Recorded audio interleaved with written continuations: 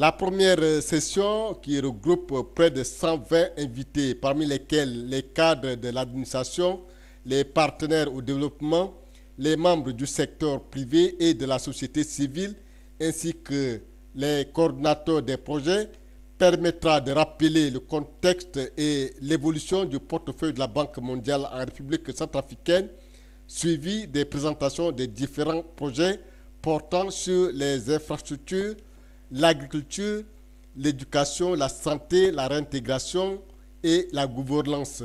Cette session durera 2 jours. La deuxième session, appelée session de restitution, aura lieu après-demain à la BEAC en présence des membres du gouvernement et des partenaires au développement. Dans ces mots de bienvenue, le représentant résident de la Banque mondiale, M. Ibrahima Midou, a indiqué que la qualité du portefeuille de son institution donne une indication sur les résultats et elle intervient aussi dans la détermination de l'enveloppe financière dont peut bénéficier un pays auprès de l'institution. Voici un extrait des propos du représentant résident, M. Ibrahima Midou. La qualité du portefeuille de la Banque mondiale dans n'importe quel pays membre est un élément important du partenariat puisque d'une part, elle donne une indication sur les résultats et d'autre part, elle intervient dans la détermination de l'enveloppe financière dont peut bénéficier ce pays auprès de notre institution.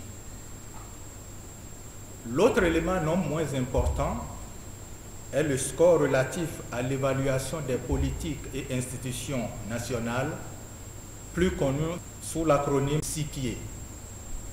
En ouvrant ses travaux, le ministre d'État chargé des postes et télécommunications et des nouvelles technologies, M. Abdou Karim Mekassoa, qui était assisté de son collègue de l'enseignement supérieur, M. Jean-Willy Birosako, s'est félicité de ce que la revue de la performance du portefeuille de la Banque mondiale en République centrafricaine va s'accroître et pour mieux préparer un prochain cycle de programmation.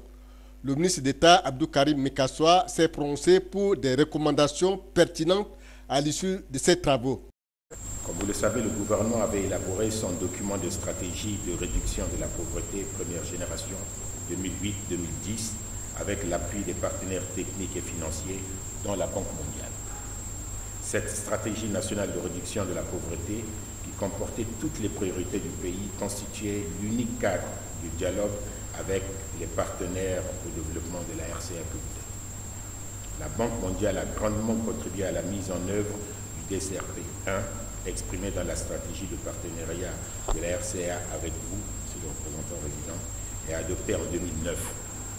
Celle-ci s'articule autour de 2 grands axes qui sont la consolidation des capacités de gouvernance administrative et économique et la réhabilitation et le développement des infrastructures socio-économiques.